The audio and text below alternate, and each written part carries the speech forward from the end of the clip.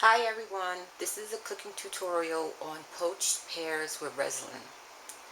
This is a very elegant dessert and it's quite simple to make. And to begin the dessert, I'm going to use 5 Bosc, B-O-S-C, pears. And these pears are from Argentina and they're best for baking and making desserts with. I want to give you a closer look at the Bosc pear.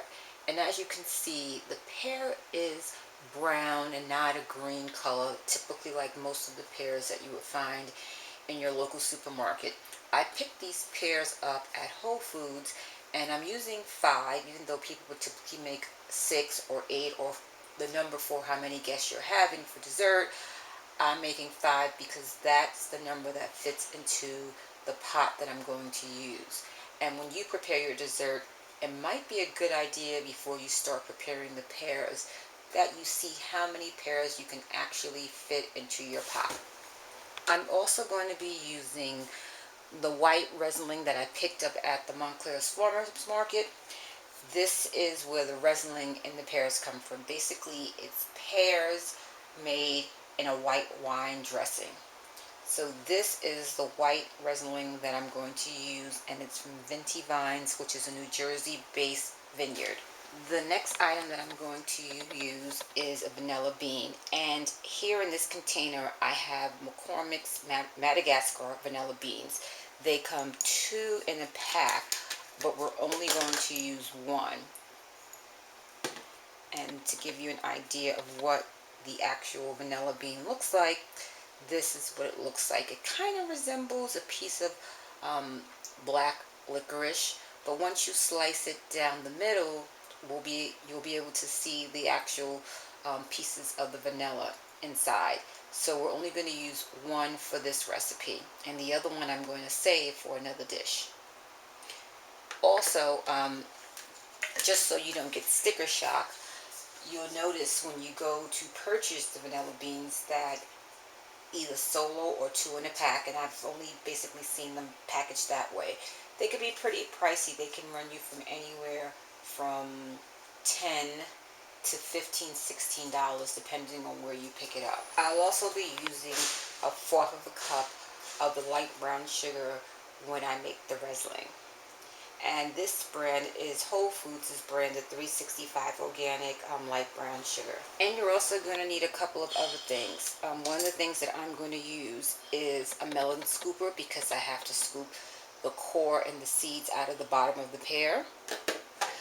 I'll need to use a peeler, and that's because we're going to peel the skin off of the pear. And if you choose to, you can use a knife just to slice the skin off the pear. Either the peeler or the knife, either one is sufficient and it'll get the job done. You're also going to need a pot with a lid, and this is the size of the pot that I will be using. You're also going to need some parchment paper, and I like to use a pencil for this part. So now that we've identified all of our ingredients, we're going to get started on actually preparing the dessert. Taking out a small piece of the parchment paper, and I'm going to place the top of the lid on the parchment paper. And the reason that I'm doing this is because we need to make a piece of parchment paper that's going to hold the pears down in the Riesling sauce when we start to cook the dish. The next step is to draw a circle around the lid. And the reason why we're doing this is because we're going to need to use the parchment paper to hold the pears in place in the Riesling sauce as it starts to cook. So it's just very simple. You just lightly trace around the paper and you're going to draw a circle. And I apologize, I should have told you in the beginning that you were going to need a pair of scissors because you're going to need the scissors to cut the circle out in the part. So this is my cutout circle. It's not perfect. I was loosely cutting. I wasn't worrying about the shape of it because the measurement of the circle really doesn't have any effect on the dish. It's only needed to place on top of the pot when we have the pears inside. And that's the only purpose that this circle is going to serve at the moment. So I have my first pear, and I'm going to do my best not to block your view as I do this.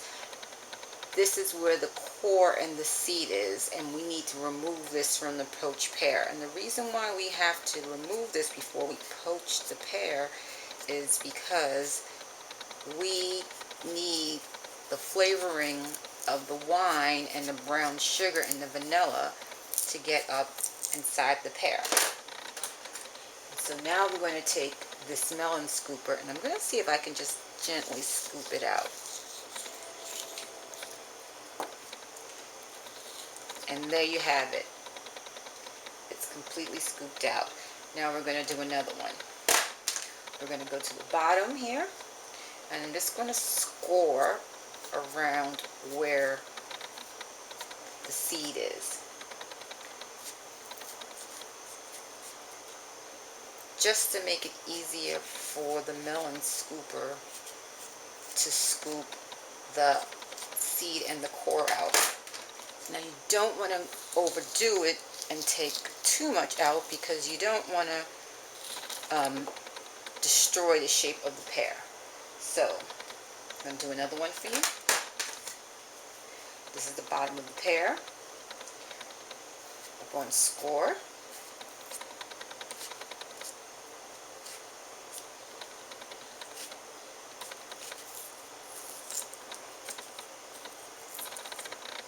Now that we scored, we're going to take the melon scooper, and if you notice, the melon scooper has two sides to it. It has a small side and it has a big side.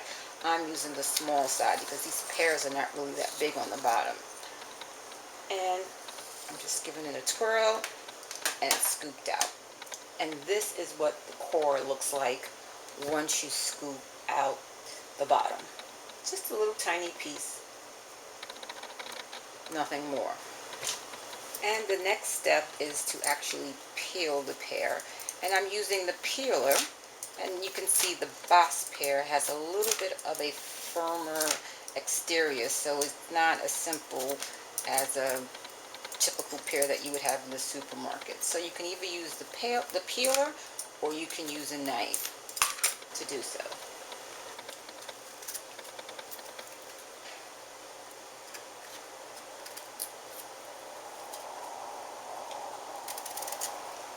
I've peeled my pears, and now that they've skinnied down, as a polite way to say it, I've discovered that I do have room for the 6th pear in the pot, so I've cored the pear, and I've also peeled that one as well. And to give you a closer look at the pear, you see it's cored right here. It's not really substantially deep, and all of the pears have the stem on them. And I've removed the skin of the pear as close as I possibly could without damaging the stems, because the stems are going to make this dish look a little exciting once they're poached in the resin. Now we're going to move over to the stove. Now we're going to start cooking the pears. And what we're going to do is we're going to start placing them in the pot so that they fit in.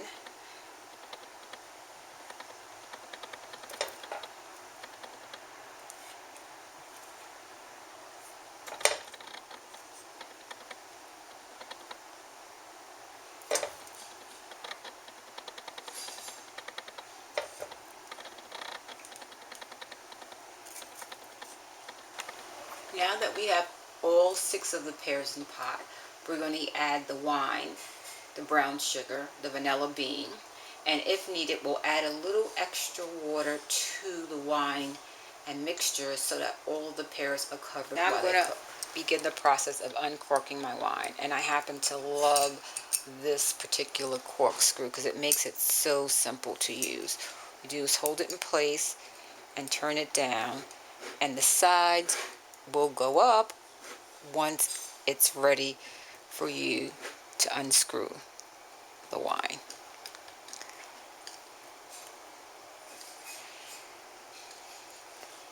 And here we go.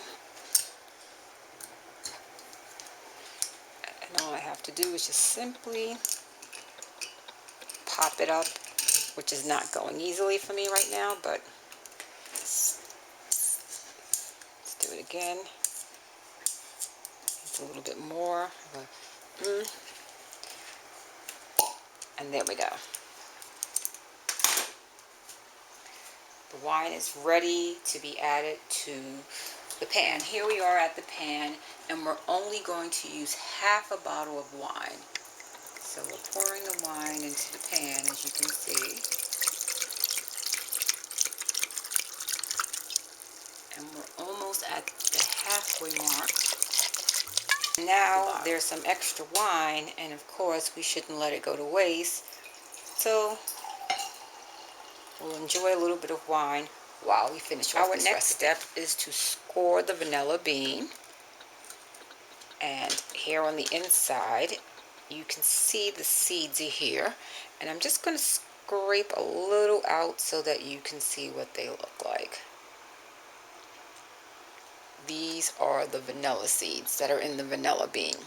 And that's where the vanilla flavoring comes from. So we're going to add this to the pot. Our next step is to add the brown sugar to the recipe. Okay, as you can see, the brown sugar is in the pot and nothing is happening because we haven't turned the flame on yet. So in order for the pears to poach, they have to be completely submerged. So now I'm going to just keep adding water until the pears are completely covered in water. So I'm adding my third cup of water, and it looks like this is just about going to do the job. I may need to add a quarter cup more just to get the pears completely covered, and that's what I'm going to have to do. So here we go. I'm adding about a quarter of a cup more, and now I have the pears completely submerged. And as you notice, this little pear here has turned over on his side, and we actually want to prevent that from happening, and that is where the parchment paper is going to come into play. So I'm going to add the parchment paper, and don't worry, parchment paper is typically used with baking, so it's okay to use on food and on heat. And I'm covering the pears, and I'm going to put the lid on, and the object of this is to try to keep the pears in place. And then I'm going to turn the fire on, and I'm going to let the pears cook until they come to a full boil. And when they start to boil, I'm going to lower the fire so that it can simmer, and I'm going to stir it in between, and I'm going to cook them so that they become coated in the sauce, but I'm going to ensure that they're still firm and that they don't start to break apart. And that's the tricky part of this recipe, because it's up to each cook to determine when the pears are good and not about to fall apart. So I'll be back in a few minutes. So now we're checking the poached pears, and as you can see, they are starting to boil. And since they're sitting down in the pot without a need to be held down, I'm going to just remove the parchment paper, and I'm going to reduce the heat to a slow simmer.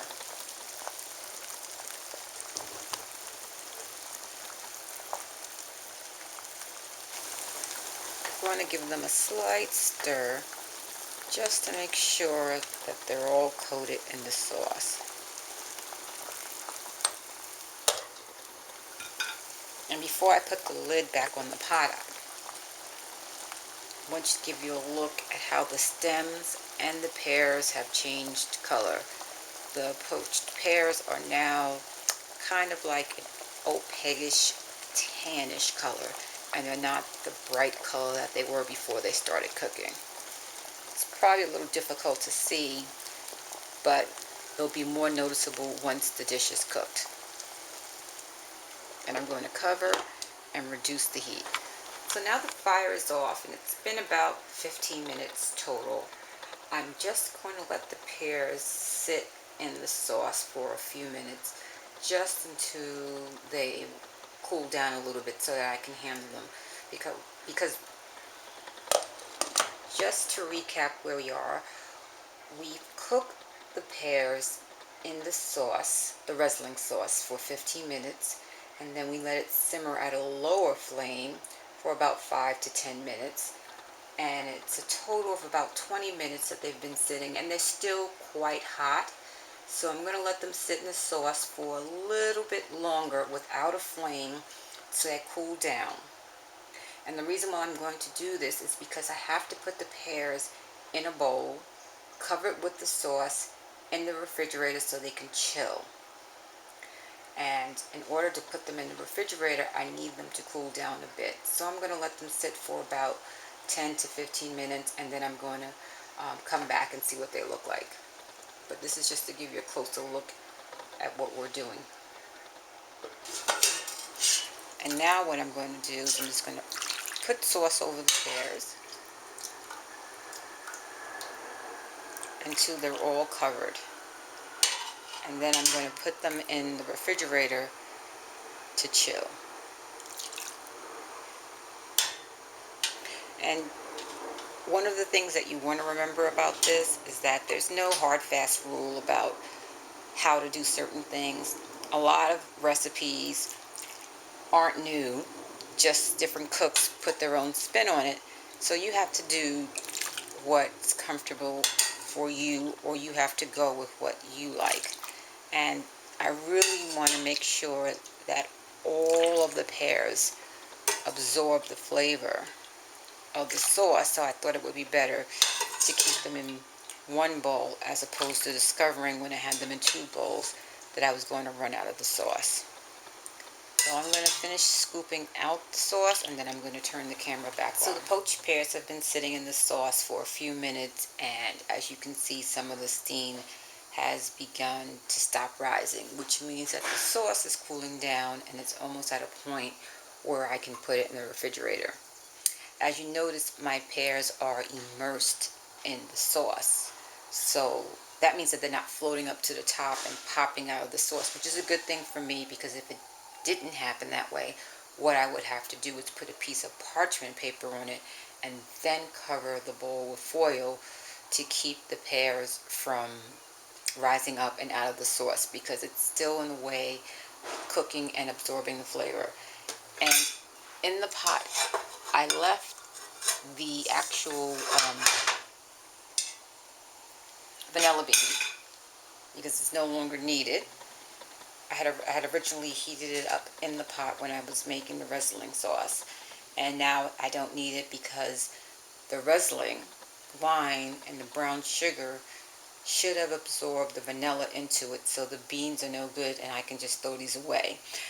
The remaining being from the package that I purchased, I'm going to use that to do another video, and I'm going to make homemade vanilla extract. So I'll let you know when I'm going to post that on Twitter, and I'll keep you updated on the progress, because it takes a while for the vanilla to mature.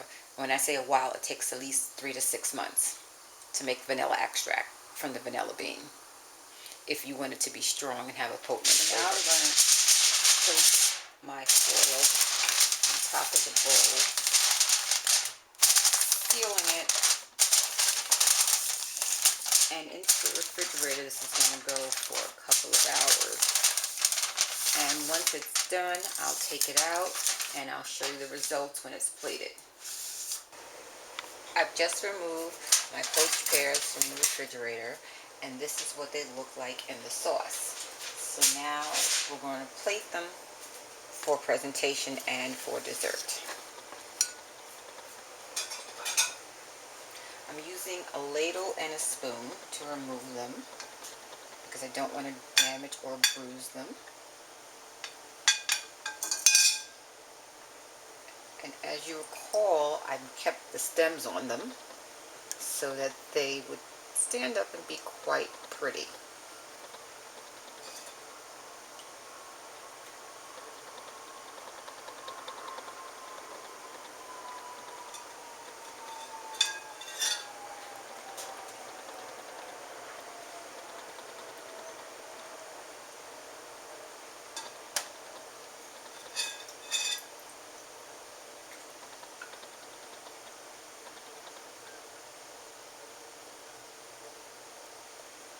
And as you see, the pears are no longer that bright color.